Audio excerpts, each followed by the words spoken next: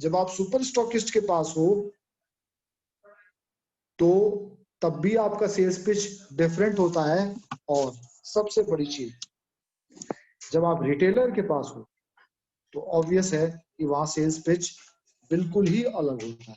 तो ये जैसे जैसे कंडीशंस चेंज होती है, जैसे जैसे बंदे की पर्सनालिटी चेंज होती है, हम वैसे वैसे सेल्स पिच को भी चेंज करते हैं।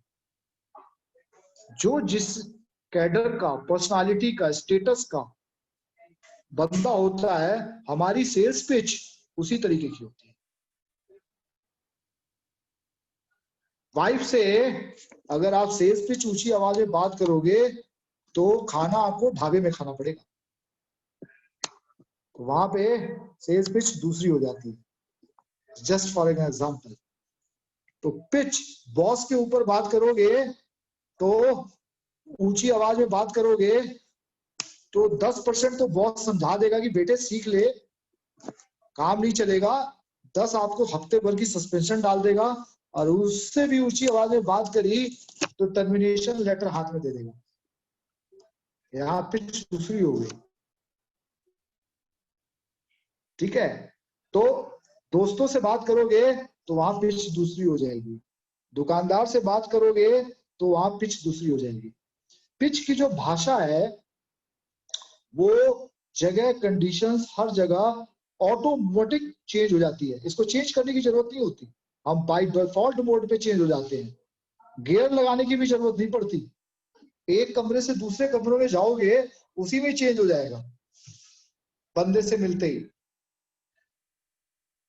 तो इतना डिफरेंट होता है ये पिच। अब हम यहाँ पे जो आज बात कर रहे हैं वो बात कर रहे हैं रिटेलर के पॉइंट ऑफ व्यू से, जहां पे हम अपना स्टॉक कंपनी का सेल आउट करते हैं। वहां पे क्या होना चाहिए? सबसे पहले वहां पे हमारी जो पिच होनी चाहिए वो 2-3 मिनट से ज्यादा नहीं होनी चाहिए। इफेक्टिव पिच उसी को कहते हैं। सेकंड, क्लियर होनी चाहिए। जो आप कहना चाह रहे हो ना, क्लियर, जो भी आप कहना चाह रहे हो। अभी हम ज्यादा डीप में नहीं जाएंगे, मैं आपको कुछ पैरामीटर्स बता रहा हूँ, वो आप लोग अगेन, ये होम एक्सरसाइज है। अगर आप पेन लिए हुए हो तो उसको लिख लोगे तो ज्यादा बेहतर होगा, क्योंकि सुनी हुई चीजों की मेमोरी उतनी ही होती है जो है। तो लेकिन उसको एनालाइज आपको अपने पॉइंट ऑफ व्यू से करना पड़ेगा। पहला कि आपका शॉर्ट होना चाहिए, जो सेल्स पिच है ज्यादा बड़ा नहीं होना चाहिए। जब मैं शॉर्ट की बात करता हूं तो 2 से 3 मिनट, जो अच्छी सेल्स पिच है वो 2 से 3 मिनट से ऊपर नहीं होती। सेकंड, क्लियर होना चाहिए, जो भी आप कहना चाहते हो वो क्लियर हो। थर्ड, आपको पता होना चाहिए कि आपका कस्टमर कौन है। जब आप निकलते हो शॉप कस्टमर के लिए तो आपको पता होना चाहिए कि मुझे किस बंदे को माल बेचना है, किस बंदे को स्टॉक बेचना है। क्लियरिटी होनी चाहिए। दूसरी चीज जो उससे दूसरा पॉइंट है कि कभी भी किसी भी कस्टमर को आप प्रोडक्ट मत बेचो, उसकी प्रॉब्लम को बेचो। प्रॉब्लम सुनो, वो क्या, उसकी सबसे पहली नब्ज है कि वो प्रॉब्लम क्या फेस कर रहा है। प्रॉब्लम मतलब मैं उसके घर की प्रॉब्लम की बात नहीं कर रहा हूँ, मैं जो बात कर रहा हूँ वो प्रॉब्लम की बात कर रहा हूँ। जिस प्रोडक्ट को आप वो बेच रहा है, से हमने चकते के प्रोडक्ट को बेचने गए तो आप उससे बात कर सकते हो कि स्पाइसेस को बेचने में आपको क्या प्रॉब्लम है। ये क्वेश्चन उसको बहुत अच्छा लगेगा। आप डायरेक्ट प्रोडक्ट पे आने से पहले आप उससे एक हवाई क्वेश्चन पूछ लो कि सर आप मसाले कई तरीके के बेच रहे हो, आपको क्या तकलीफ है बाजार में। जरूरी नहीं कि आपके पास उसका समाधान हो, आप फटाफट निकाल के दे दो, लेकिन ज्यादातर क्या होता है कि जब आप किसी से क्वेश्चन पूछते हो ना तो वो अपनी दर्द बताता है। दर्द बताएगा क्या? वो कोई कंपनी का उसको चूना लगा के गया होगा, प्रोडक्ट नहीं बिक रहा होगा, उसकी डैमेज नहीं उठ रही होगी, या हो सकता है किसी कंपनी का उसको रेट फालतू आ रहा होगा, या हो सकता है कि किसी कंपनी की उसकी सप्लाई ठीक से नहीं आ रही होगी, lots of reasons, lots of reasons. Problem का मतलब प्रॉब्लम हर पार्ट पे, प्राइस पे, सप्लाई पे, और क्लेम्स पे, रिटर्न पे, डैमेज पे।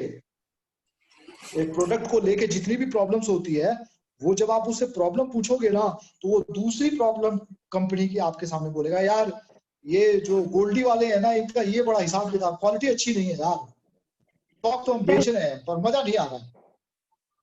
या दूसरी कंपनी की ईस्टर्न की बता देगा, या एवरेज की बता देगा, यार उनका जो है स्टॉक तो बढ़िया है यार, प्रोडक्ट तो बढ़िया है यार, वो टाइम पे उसकी सप्लाई नहीं है। या डिस्ट्रीब्यूटर को गरियाना शुरू कर देगा, यार उसका एवरेस्ट का सुपर डिस्ट्रीब्यूटर तो बढ़िया है यार, पेमेंट को लेके बड़ा रोना धोना है यार, जो है रुक के ही राजी नहीं है, तुरंत पैसे चाहिए। यानी वो कुछ ना कुछ जरूर आपको शेयर करेगा।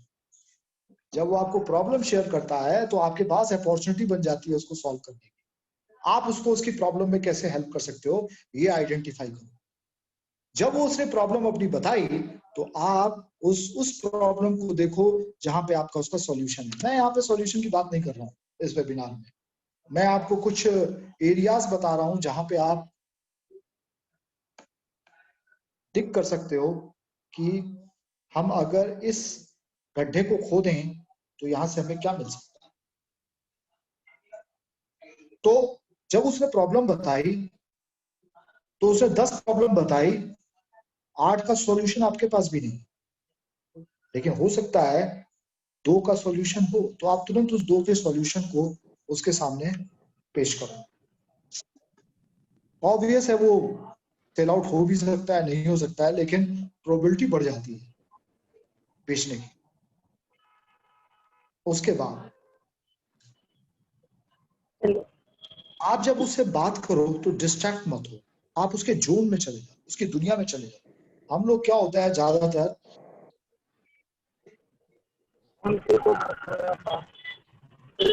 जब हम बात कर रहे होते हैं शॉपकीपर से तो डिस्ट्रैक्ट रहते हैं। जब आप सेल कर रहे हो तो सिर्फ सेल्स करो, आप उसको देखो, उसके जोन में चले जाओ।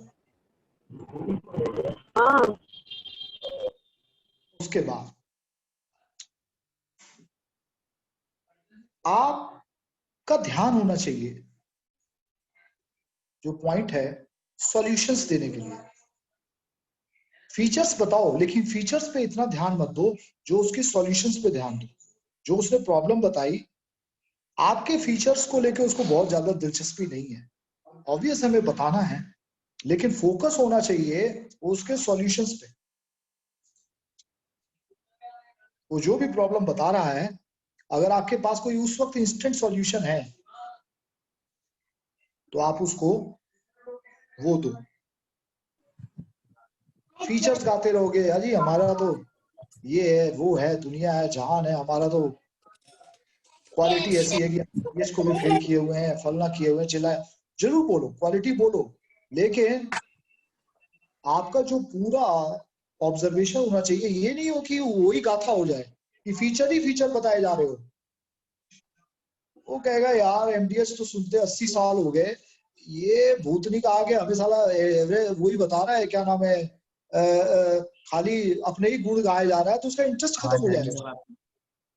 वो कहेगा यार ये नया ज्ञानी आ गया हमें बताने के लिए, जो है ऑब्वियस है हमें बताना है, लेकिन अगर हमारे पास 10 मिनट का टाइम है तो उसको सिर्फ 30 सेकंड रखो, सॉल्व प्रॉब्लम को, उसको डिग करो, उसके सॉल्यूशंस पे जाओ, वो जो चाह रहा है उसको सॉल्व करो।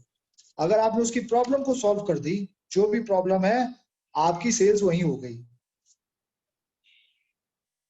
आपके फीचर्स और बेनिफिट्स में उसका लीस्ट इंटरेस्ट है। आपका इंटरेस्ट हो सकता है, उसका इंटरेस्ट नहीं है।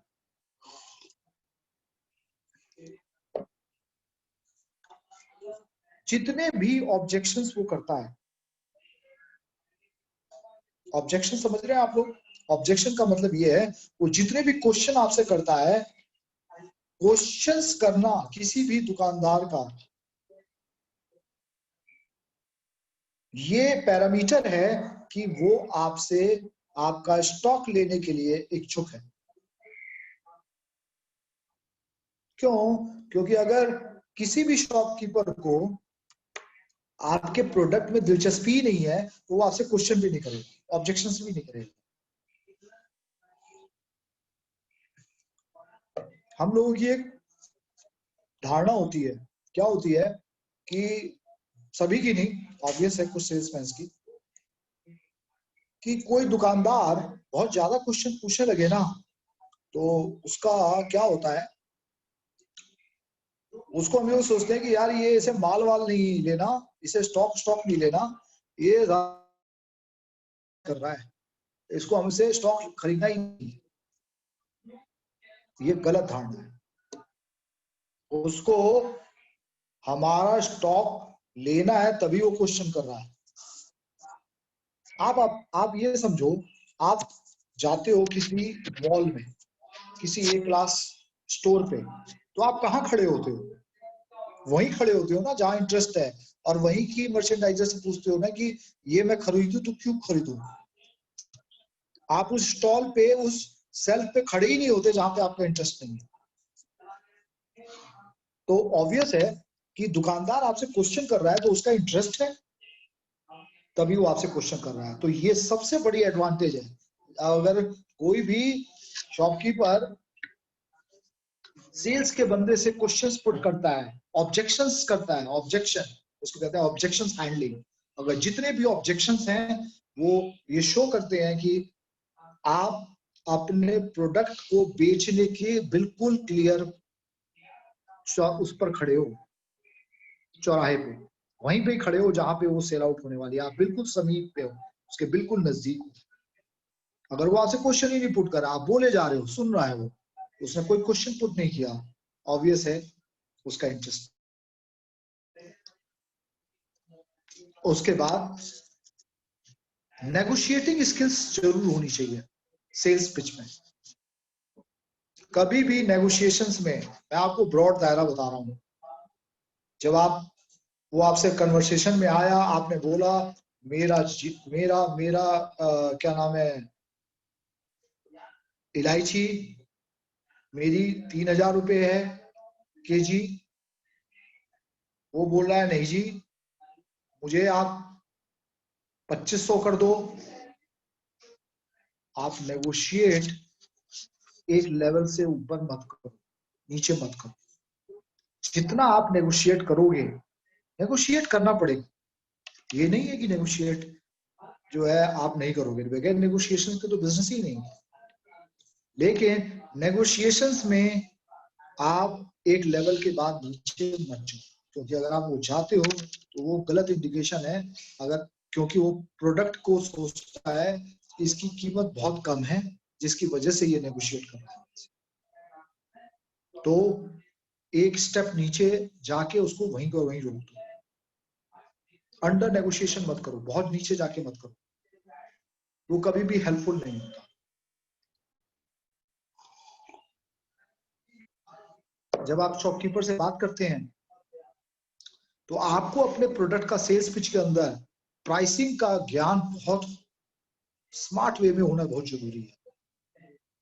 बहुत सारे हमारे सेल्स के बंदे हैं, मैं सभी की बात नहीं करता, लेकिन ऐसे हैं जिनको अपने प्रोडक्ट की प्राइसिंग में ही कभी कभी कंफ्यूज हो जाता है, तो वो बड़ी क्लैरिटी होनी चाहिए। अगर आप कंफ्यूज हो वो कभी भी इनिशिएट नहीं करेंगे।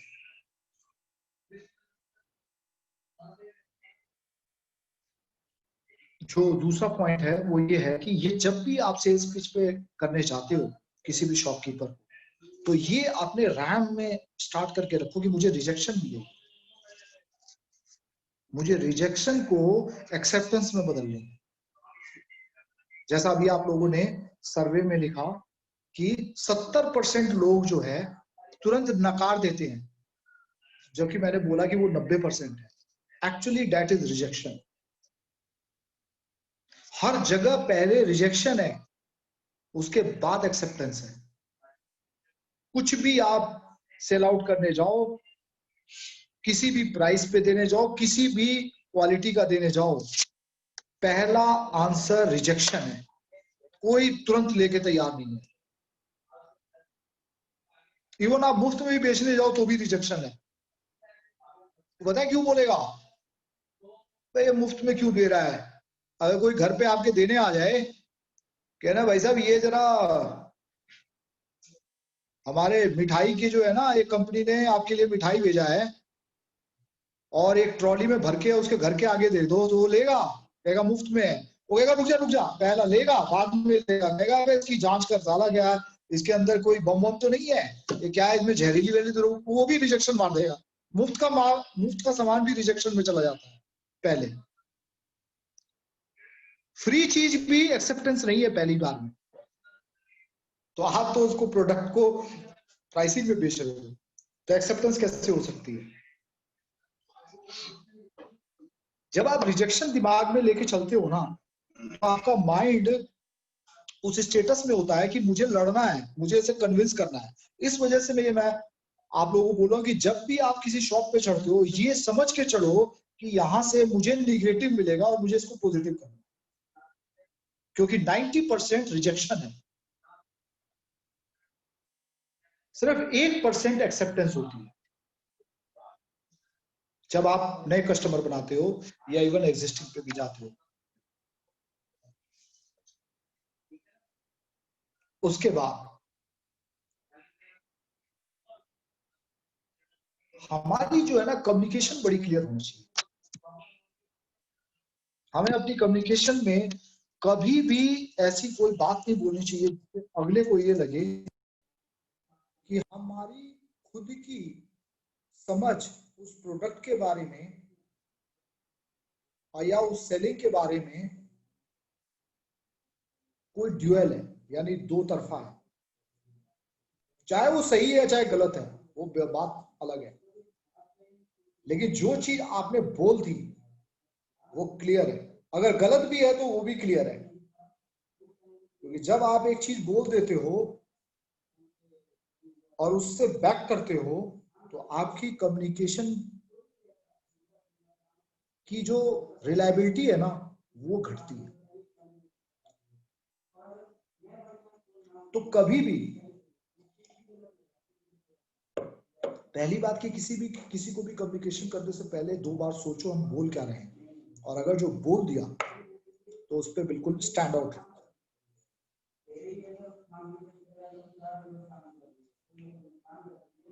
एक पॉइंट और निकल के आता है जब आप सेल्स पिच करते हो शॉपकीपर पे, आपका बिजनेस एक्यूमेन होना बहुत जरूरी है। आपको बिजनेस की समझ होनी चाहिए, ये नहीं है कि उस प्रोडक्ट की समझ है। बिजनेस की समझ होना इस वजह से जरूरी है क्योंकि जब आप प्रोडक्ट आप सेल आउट करते हो तो वो 2 क्वेश्चन इंडस्ट्री से रिलेटेड पूछ लेता है, जहां आपकी अगर समझ नहीं है तो वो हमें विकसित करनी चाहिए।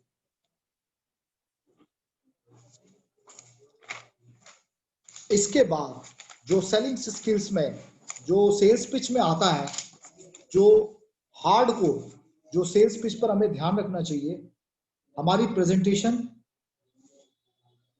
बहुत स्मार्ट होनी चाहिए सेल्स पिच पे।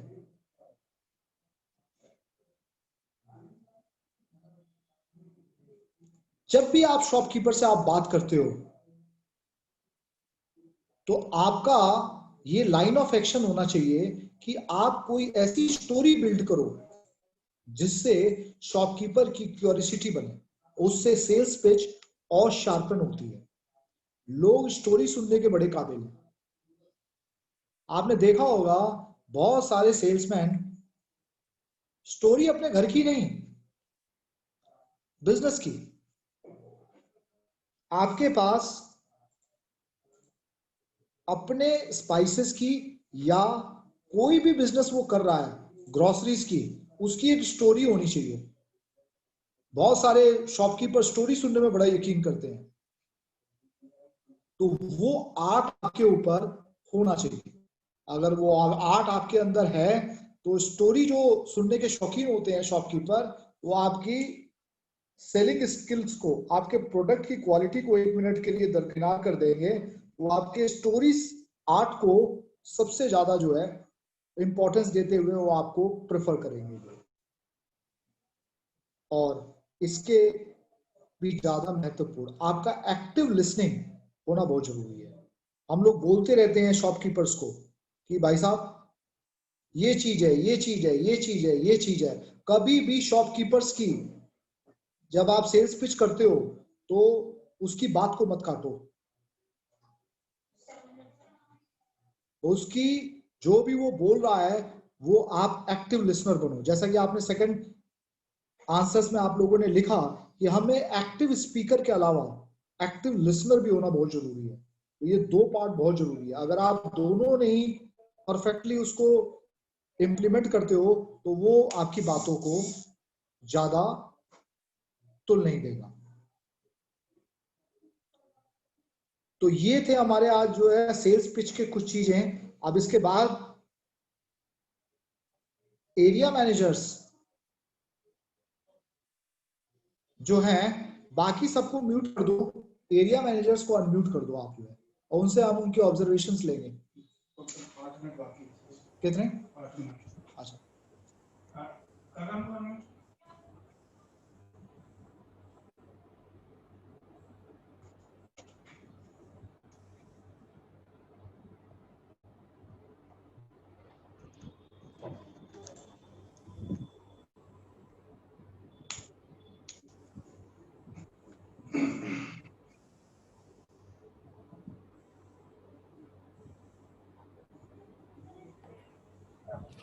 सुरेंद्र सर अपने आप को अनम्यूट कीजिए आप।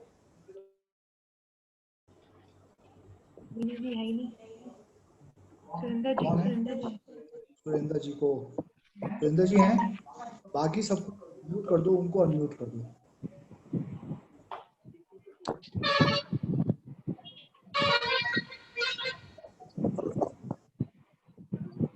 सुरेंद्र जी आवाज आ रही है?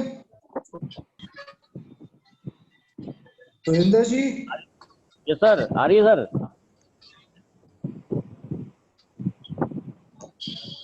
सुरेंद्र जी को आवाज आ रही है? सर आ रही है sir. Good evening sir. Sir आपको नहीं आ रही सर मेरी आवाज? आ रही है सर, मुझे तो आ रही है सर आवाज आपकी। आ रही है? मुझे नहीं आ रही।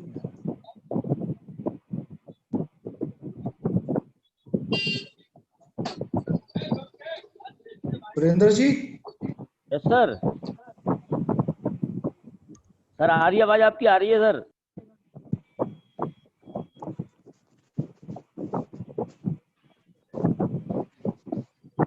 तुम्हारी हो पर मेरी आवाज? हेलो से सुरेंद्र जी की आवाज नहीं आ रही है अभी। सर आ रही है सर, मुझे आ रही है सर आपकी आवाज, बट आपको नहीं आ रही है सर।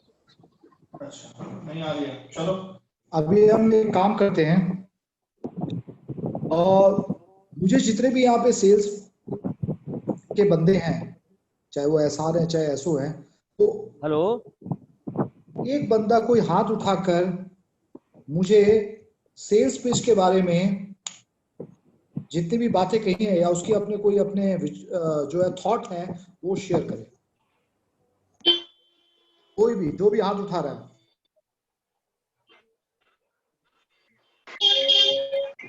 इसको आप देखो। राहुल मंगो को अनम्यूट करना, राहुल मंगो को अनम्यूट करो। हाँ जी, अनम्यूट ही है।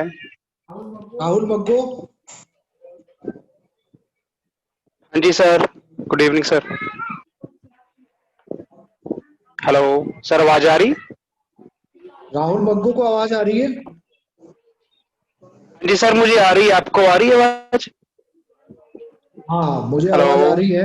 आपने हाथ उठाए हैं, आप मुझे हाँ जी शेयर सर। करो इसके बारे में। हाँ जी सर। आपने अपने जो सर वो शेयर करो। सर ऐसा है, सेल्स पिच में तो हम जैसे शॉप पर जाते हैं, अगर न्यू शॉप है तो हमें देखना होता है कि उसका मतलब पहले शॉप साइज वगैरह कैसा है, तो हमें पहले प्लान करना पड़ता है कि अगर हम किस प्रोडक्ट से इससे शुरू करें, कौन सा प्रोडक्ट मतलब इससे हम मतलब बेच सकते हैं पहले। तो पहले जैसे मैं पर्सनली कैसे करता हूँ कि जैसे मैं शॉप अगर देख रहा, आज भी मैंने 1-2 शॉप्स नहीं करी है, तो जैसे पहले शॉप सारी लोकेशन देखता है कि इसने क्या क्या प्रोडक्ट रखे हुए हैं, कौन कौन से प्रोडक्ट रखे हुए हैं। तो हिसाब से मतलब उसके काउंटर तक पहुंचते पहुंचते पहले मैं सारे प्रोडक्ट देख लेता हूँ कि अगर इसने बढ़िया क्वालिटी के प्रोडक्ट रखे हुए तो हम उससे उस हिसाब से बात करते हैं।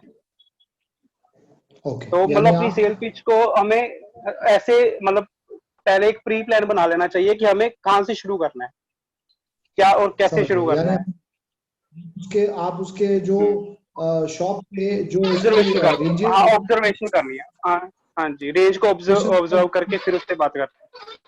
बताते हो कि आपको जो भी वो ब्रांड रखा हुआ है उसमें क्या उसकी नीड हो सकती है और किस आपको पता है जो उसने रखा हुआ है वो ब्रांड किस वैल्यू के हैं, तो उस हिसाब से आप पिच बनाते। ग्रेट। हाँ और जी हाँ जी हाँ जी सर। ये क्या नाम है इनका, इनकी इनकी आवाज आ रही है सुरेंद्र जी? यस सर, मुझे तो आ रही है सर आपकी आवाज। हाँ, अब आ रही है हेलो सुरेंद्र जी। मेरी हाँ, आ रही है सुरेंद्र जी। हेलो। सर, मुझे तो आ रही थी आवाज आपकी सर। हाँ, मुझे भी आ रही है। मुझे ये मेरी बताओ, बात सर पूछ। क्या हमें सेल्स पेज पे टीम को हमें अपडेट करना चाहिए, टीम को सेल्स पिच के बारे में ध्यान देना चाहिए, क्या इनपुट है आपका?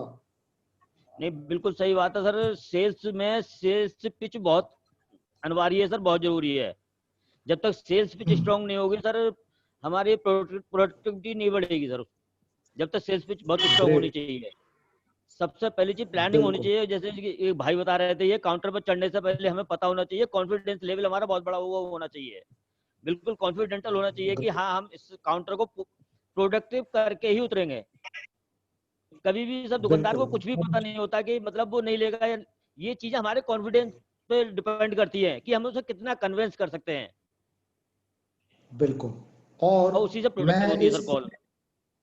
आपने और मैं इस पूरे वेबिनार को समराइज ऐसे करूंगा कि जितने भी सेल्स के लोग हैं, मैंने आपको जितनी बातें बताई है, ये सेल्स पिच सेल्स आर्ट है, ये सबकी अलग अलग होती है। मेरा जो कंसर्न है कि ब्रॉड पैरामीटर्स ये होने चाहिए, बाकी आप क्या कहना चाहते हो ये बेसिकली आर्ट है, ये आपका आर्ट है। सेल्स जी आर्ट सर, कभी भी दो लोगों का एक जैसे नहीं हो सकता, लेकिन बिल्कुल सर। कुछ चीजें ऐसी हैं जो पैरामीटर्स की हैं, जैसे उसे शॉर्ट होना चाहिए, कम से कम समय होना चाहिए उसके अंदर, वो सभी के लिए लागू होती है। अब उस कम समय में तो राहुल मग्गू क्या कहता है, आनंद क्या कहता है, सुरेंद्र जी क्या कहते हैं, शिवम जी क्या कहते हैं, ये अलग हो सकता है। क्यों? क्योंकि उनका अपना स्टाइल ऑफ सेल्स पिच अलग है, लेकिन कुछ पैरामीटर्स ऐसे हैं जो मैंने आपको बताया, मैंने पैरामीटर्स बताए हैं, मैंने आपकी जी सर। सेलिंग पिच को नहीं बताया। पिच तो आप तय करोगे जी सर। उस शॉपकीपर को देख के, जैसा अभी राहुल मग्गू ने बताया कि मैं पहले वहां पे प्रोडक्ट को निगरानी देखता हूँ, प्रोडक्ट को ऑब्जर्व करता हूँ, फिर उसके बाद सेल्स पिच बनाता हूँ। कई लोग शॉप को देख के बनाते हैं, कई लोग बंदे को देख के बनाते हैं, वो आपकी इंस्टेंट ऑब्जर्वेशन है और इंस्टेंट डिसीजन है। लेकिन कुछ चीजें जो मैंने आपको बताई, वो पैरामीटर्स बताए, उन पैरामीटरों पे जरूर आप कॉमन रखो। बिल्कुल सर, बिल्कुल। और इसी के साथ मैं ये वेबिनार जो है एंड करता हूं। Thanks for coming all of us, have a good day, thank you. Okay sir.